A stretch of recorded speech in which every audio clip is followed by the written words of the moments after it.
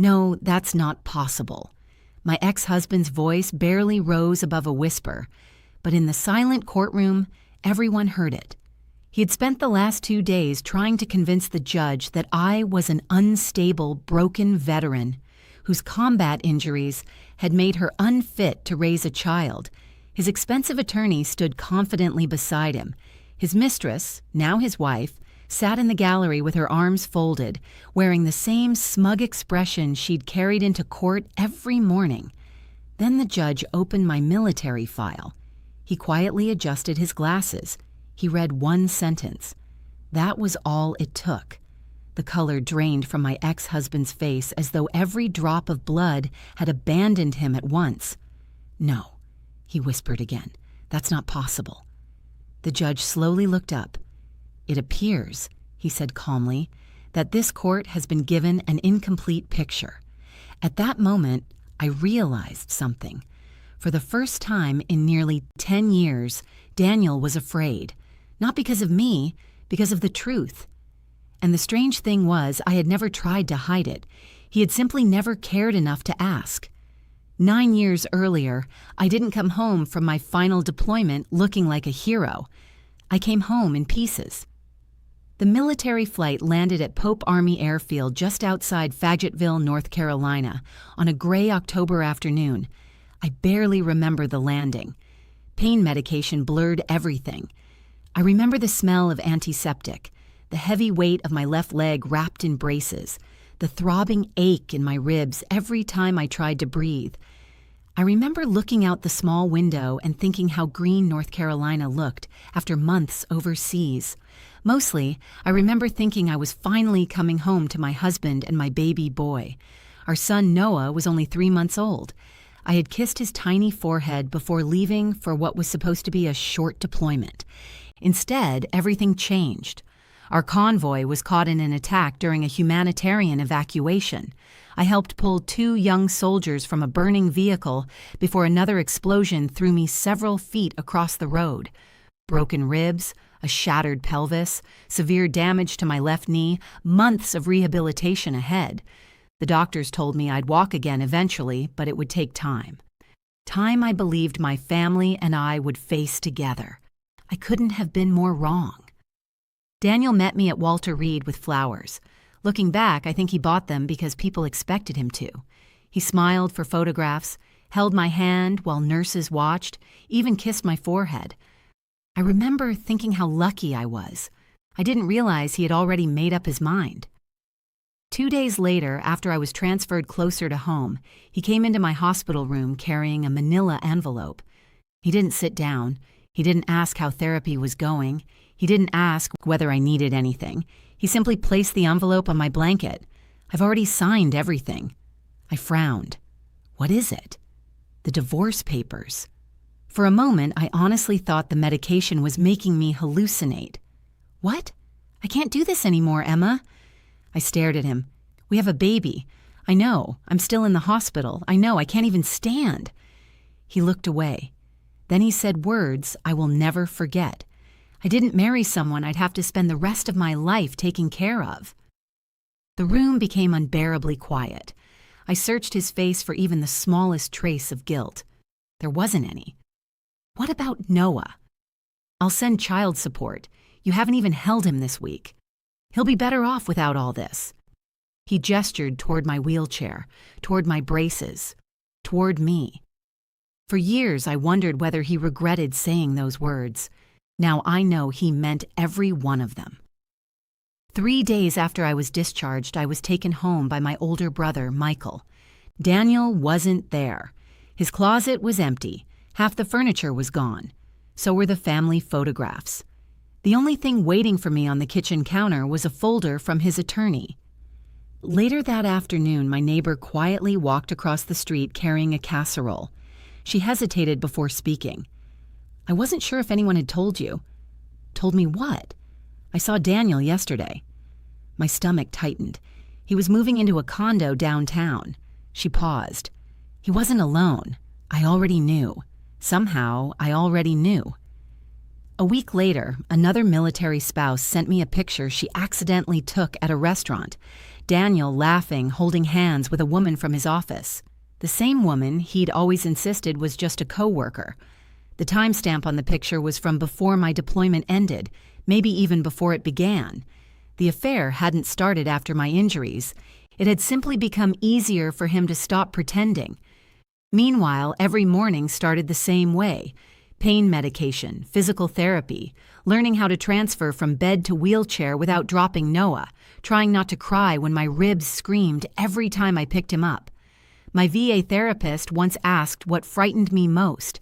I surprised myself with the answer that my son will grow up believing his father left because of me. She looked at me for a long moment.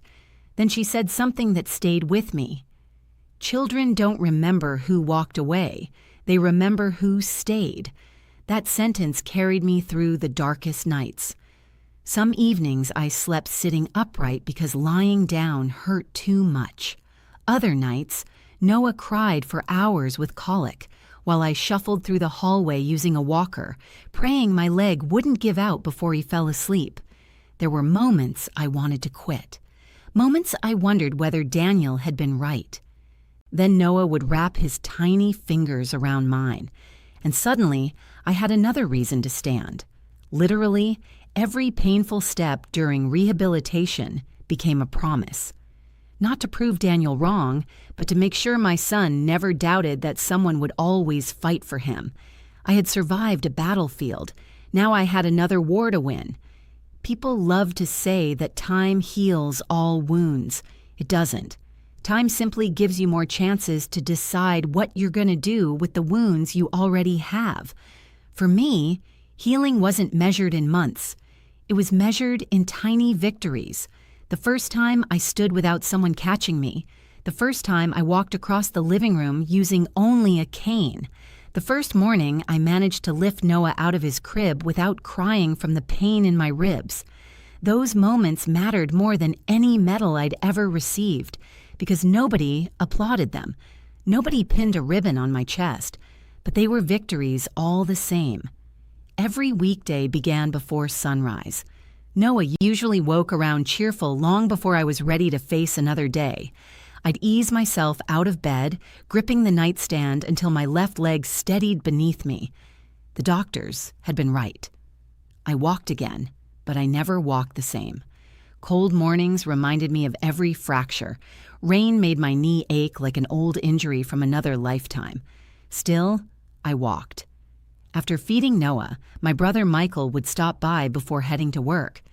"You good?" he'd ask every morning. "I'm good. You sure?"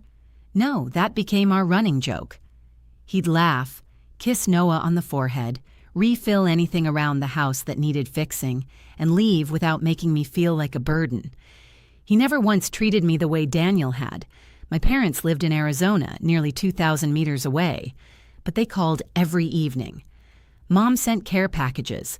Dad read bedtime stories over video calls until Noah was old enough to recognize his grandfather's voice. Little by little, our broken little family stopped feeling broken. After almost 18 months of rehabilitation, I was medically retired from active duty service. Handing over my military ID was harder than I'd expected. The Army had been my identity since I was 22.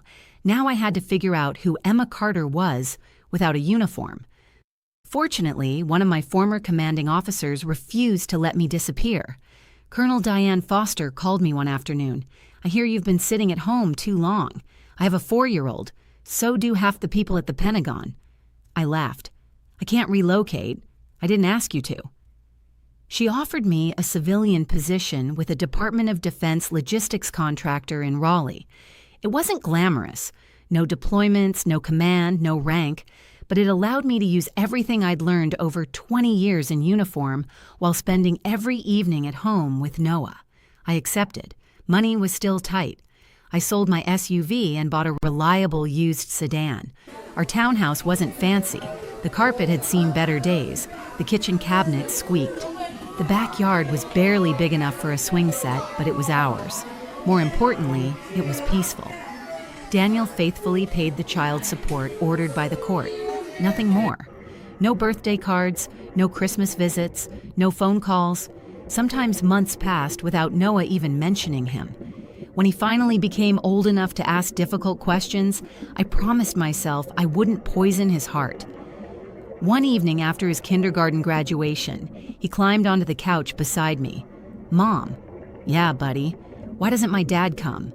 Children ask impossible questions with remarkable simplicity. I turned off the television. "Your dad made different choices. Did he not love me?" The question hit harder than any explosion I'd survived overseas. I pulled him into my arms. "Listen to me." He looked up. "There is nothing wrong with you." "Then why?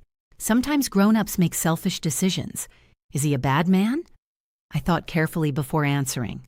"No." He frowned. "He made bad choices. There was a difference. One I hoped Noah would understand someday.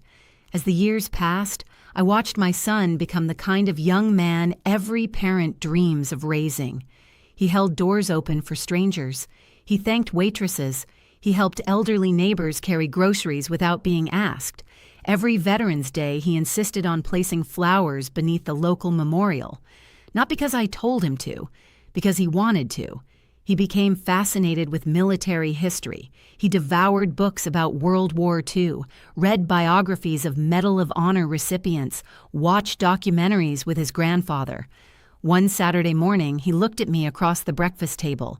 "Mom, what is it? Were you scared?" "Where? When you were deployed?" I smiled. "Every day." His eyes widened. "Really? Being brave doesn't mean you aren't scared. What does it mean? It means doing the right thing anyway." He nodded thoughtfully. I could almost see the lessons settling into his heart. Meanwhile, life wasn't nearly as perfect for Daniel as social media suggested. Friends occasionally mentioned seeing him at expensive restaurants, luxury vacations, a beautiful house in Charlotte, photos with his wife, expensive cars. From the outside, he appeared to have everything he'd wanted. I stopped paying attention years earlier until one afternoon changed everything. It happened during Noah's 4th grade awards ceremony. His teacher pulled me aside after the program. "Mrs. Carter." "Yes, I wanted you to know Noah has been nominated." "For what?" "The Carolina Junior Leadership Academy. I had never heard of it." She smiled. "It's an incredibly selective program." Later that night, I researched it. Leadership training, academic scholarships, community service, mentorship by retired military officers, and civic leaders. Only a handful of students were accepted each year. Noah worked tirelessly on his application. When the acceptance letter finally arrived months later, he burst through the front door, waving the envelope. I got in. I hugged him so tightly he laughed. "I knew you could." Neither of us realized someone else had been paying attention. Exactly 3 weeks later, a certified envelope arrived from a law office. I opened it, standing in my kitchen. The first line made my stomach drop. Petition for full custody. Daniel wasn't asking to visit his son. He was asking the court to take him away from me. And as I kept reading, I realized this wasn't about fatherhood. It was about winning. I must have read the first page of the custody petition 10 times before the words finally made sense. Petition for sole legal and physical custody, not visitation, not shared parenting. Daniel wanted full custody. He wanted our son. For several minutes, I simply stood in my kitchen staring at the papers while the kettle whistled on the stove. Noah walked in carrying his backpack. "Mom?" I quickly folded the documents. "Everything okay?" I forced a smile. "Just work." He nodded and disappeared upstairs. I waited until I heard his bedroom door close before allowing myself to cry. Not because I was afraid of losing, because after 9 years of silence, Daniel had suddenly decided he deserved to be called a father. The next morning, I met with an attorney recommended by another veteran. Her office overlooked downtown Raleigh. Nothing fancy. Just shelves packed with legal books and framed family photographs. Her name was Linda Brooks. She'd spent nearly 30 years handling family law. She read the petition without saying a word. When she finally looked up, she sighed. "This isn't really about custody," I figured. He waited almost a decade. I know. He barely exercised the visitation rights he already had. I know. She tapped one paragraph with her pen. Here's the real reason. The filing claimed my combat injuries had left me physically limited. It also suggested that I continued to suffer from emotional instability related to military service.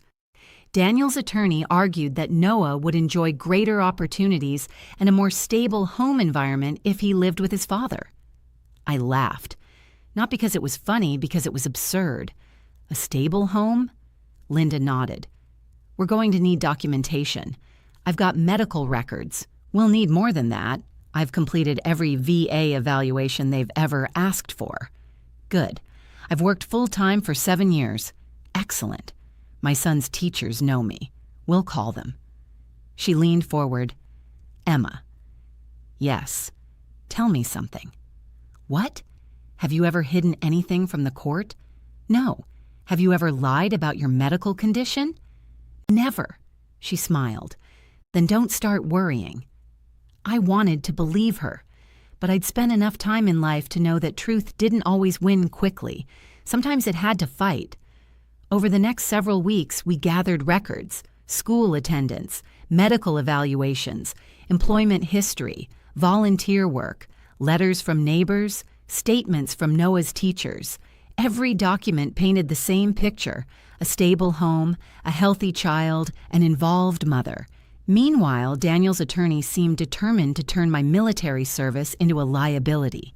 During depositions, the questions became increasingly insulting. Mrs. Carter. Yes. Do loud noises still startle you sometimes? Do you occasionally experience nightmares? Occasionally, so you admit your combat experiences continue affecting your daily life. They affect my memories. Isn't that the same thing? No. He frowned. I continued. I remember my deployment. I remember losing friends. I remember being wounded. But I have never neglected my son. He changed directions. You still walk with a limp? Yes. Can you run? No. If Noah were in danger, my body would hurt afterward. I held his gaze, but I'd still get to him first. He didn't ask another question for nearly a minute. Outside the conference room, Linda smiled. You handled that beautifully. I've testified before military review boards, I could tell. Still, something about Daniel's behavior bothered me. He wasn't acting like a father desperate to reconnect with his son. He was acting like a businessman pursuing an investment. The answer came unexpectedly. One Saturday afternoon, Noah was at soccer practice when Michael stopped by with coffee. He looked unusually serious. I think I know what's going on. What? I ran into an old coworker, so he works for Daniel's company. I waited. Apparently, Daniel has been bragging about what? That his son was accepted into the Carolina Junior Leadership Academy. I frowned. He never even congratulated Noah. Michael nodded. According to my friend, Daniel keeps telling people his kid is on track for military academy recommendations and scholarship opportunities. Everything suddenly clicked. The Leadership Academy, the scholarships, the prestige. Daniel didn't suddenly want to raise his son. He wanted to claim him, to show him off, to rewrite history. That realization hurt less than I expected, mostly because it confirmed what I'd already known.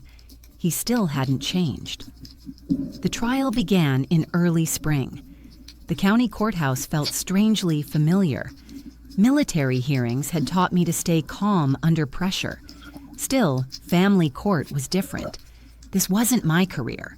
This was my child. Daniel looked successful. Tailored navy suit, expensive watch, perfect haircut. His wife sat behind him wearing pearls. They looked like the picture of suburban success. I arrived carrying one worn leather folder. Inside were 9 years of truth. Judge Eleanor Watkins entered precisely at. She greeted both attorneys politely before reviewing the case file. Daniel's lawyer went first. For nearly an hour, he painted a heartbreaking picture: a wounded veteran, permanent physical limitations, emotional trauma, a child who supposedly needed greater stability. Several times he referred to me as disabled. Each time I quietly wrote notes. When it was our turn, Linda didn't attack Daniel. Instead, she introduced evidence, employment records, medical evaluations, school reports, volunteer certificates. Every witness described the same woman: dependable, patient, disciplined, present. Then Daniel took the stand. He spoke confidently. "I've always loved my son." Linda stood. "When was the last birthday party you attended?" Silence. "When was the last parent-teacher conference?" Silence. "What is Noah's favorite subject?" Daniel hesitated. "Science." "It is history," she continued. "What size shoes does your son wear?" No answer. "What food is he allergic to?" Daniel looked toward his attorney. "I don't remember." Linda thanked him and returned to her seat. Judge Watkins remained expressionless. She reviewed the exhibits quietly before speaking. I noticed repeated references to Mrs. Carter's military service. She looked toward Daniel's attorney. "Has the court received her complete military record?" "No, Your Honor." "I'd like to see it." The courtroom suddenly became very quiet. The clerk disappeared through a side door. A few minutes later, she returned carrying a sealed military file. The courtroom became so quiet, I could hear the faint hum of the fluorescent lights overhead. The clerk carefully placed the sealed military file in front of Judge Eleanor Watkins. She broke the seal without ceremony. No dramatic speech, no theatrical pause, just the quiet confidence of someone who understood that facts carried more weight than emotion. She turned the first few pages slowly.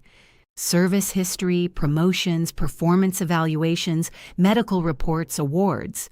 No one spoke. Daniel sat upright beside his attorney, looking almost relaxed again. I could tell he believed the military file would simply confirm what his lawyer had been arguing all morning, that I had been seriously injured and permanently limited. He had no idea what else was inside. Neither did his attorney. Judge Watkins continued reading. Occasionally, she underlined something with her finger before moving to the next page.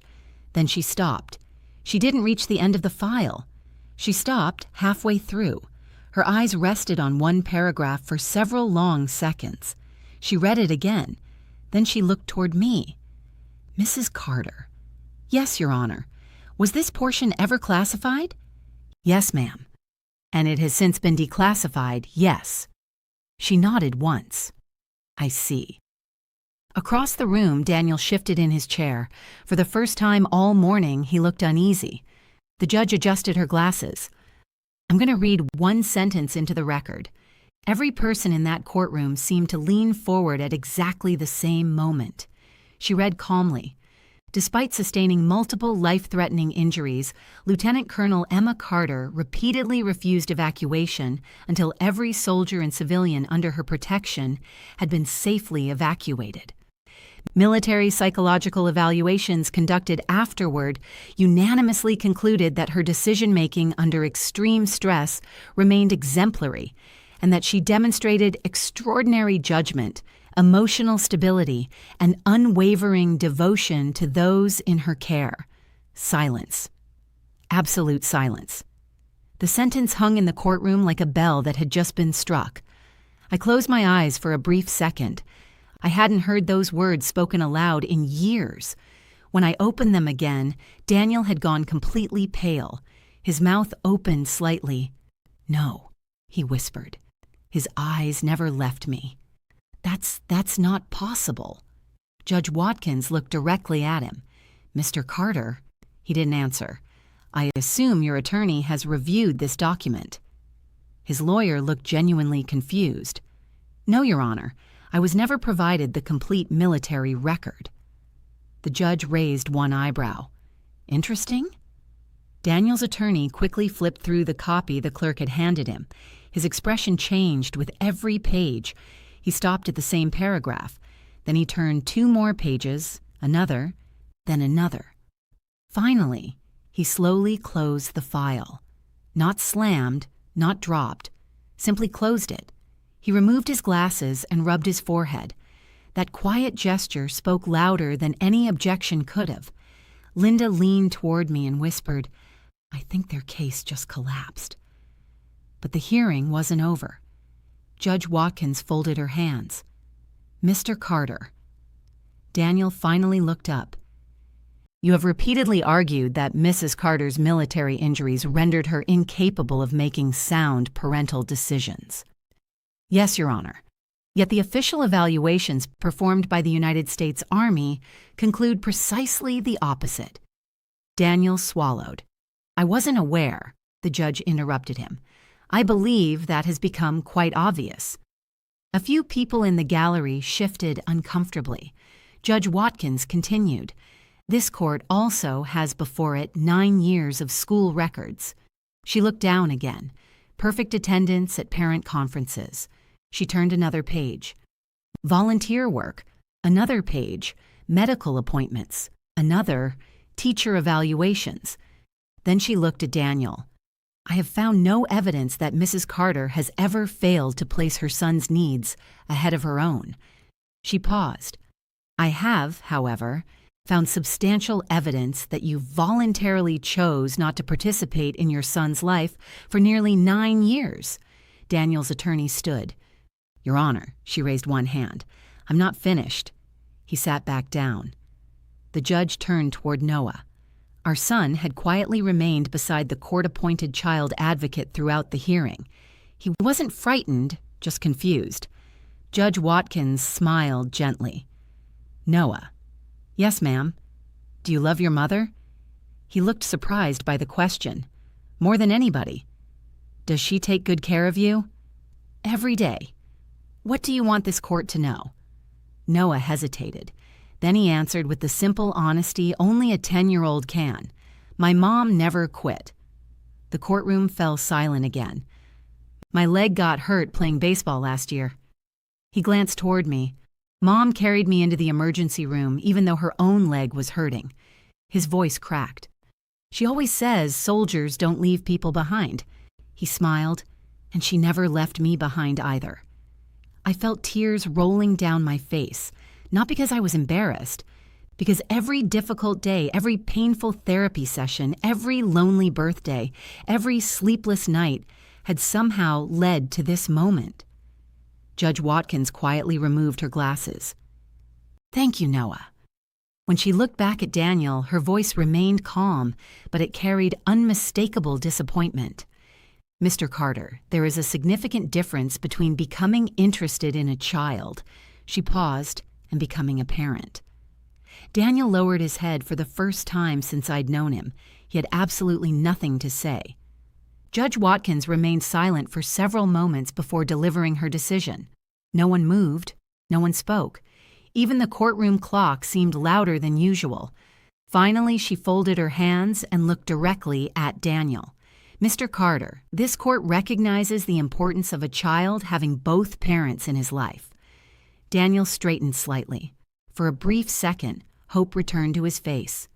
Then the judge continued, but parenthood is measured by consistent love, sacrifice, responsibility, and presence, not biology alone. She looked toward me. The evidence overwhelmingly demonstrates that Mrs. Emma Carter has provided this child with a stable, loving, and secure home, despite extraordinary physical challenges. She turned another page. Your military injuries have not diminished your ability to parent. Another pause. In fact, the evidence suggests they strengthened your commitment to your son. I lowered my eyes, fighting back tears. 9 years. 9 long years. Every doctor's appointment, every late-night fever, every school project, every birthday, every Christmas morning, every difficult conversation, someone had finally seen all of it. Judge Watkins looked back at Daniel. This court also finds that you voluntarily removed yourself from your son's daily life for nearly a decade. Her voice remained calm. You cannot disappear during the difficult years and return only when the rewards become attractive. The courtroom stayed perfectly still. Therefore, she closed the folder. The petition for sole custody is denied. Daniel slowly closed his eyes. The judge wasn't finished. However, she continued, I believe children benefit from healthy relationships whenever possible. She looked directly at Daniel. If you sincerely wish to become part of Noah's life, that opportunity still exists. His eyes lifted. But it will not begin with custody. It will begin with trust.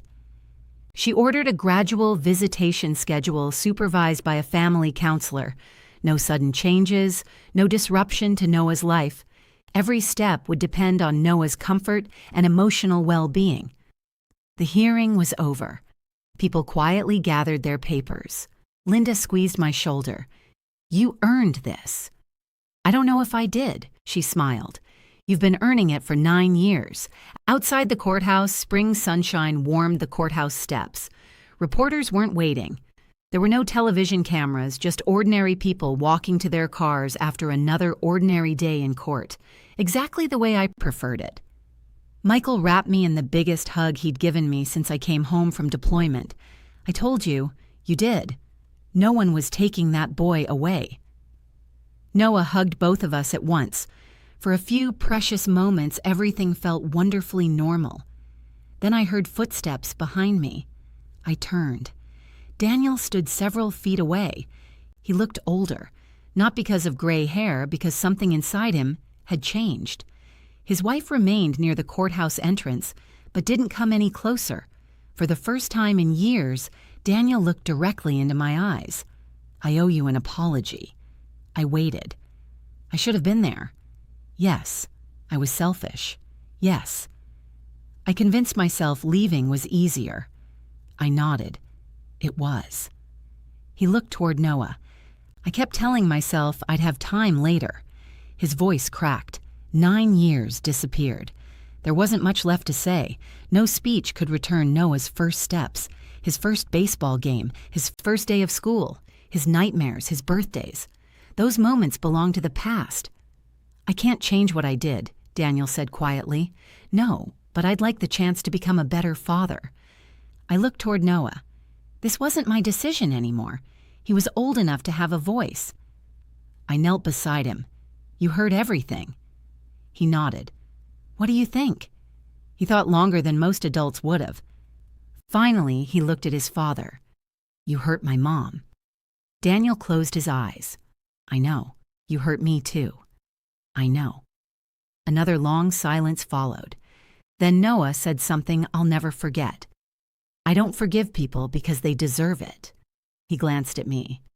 My mom taught me forgiveness is something you choose.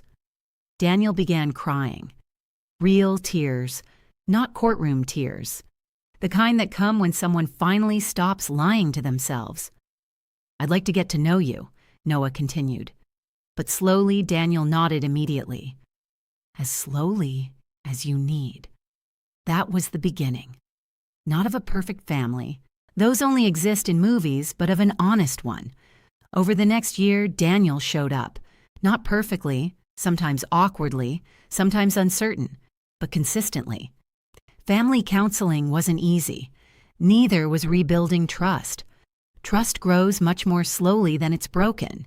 Yet little by little, father and son found common ground. Daniel even began volunteering with wounded veterans through a local nonprofit. One afternoon, he quietly admitted something to me. When the judge read your military record, I looked at him. I realized I'd spent years telling myself you were broken. He smiled sadly. The truth was, I was the one who ran. I didn't answer. I didn't need to. Life had already answered for me. Today, Noah is preparing for college. He still wants to serve others. Whether in uniform or another profession, that's his decision. I'm simply proud that he grew into a compassionate young man. Not because his life was easy, but because hardship never hardened his heart. Looking back now, I understand something I couldn't have understood 9 years ago. The greatest victory wasn't winning in court. It wasn't proving Daniel wrong. It wasn't even hearing that sentence from my military record read aloud. The greatest victory was raising a son who learned that strength isn't measured by rank medals or revenge. It's measured by character. If this story touched your heart, I hope you'll remember one thing. The people who stay through life's hardest battles often shape us far more than those who walk away. If you've ever witnessed that kind of quiet courage in yourself or someone you love, thank you for listening. And if you'd like to hear more stories about resilience, family, and second chances, I'd be honored if you shared this story or joined me again. The end.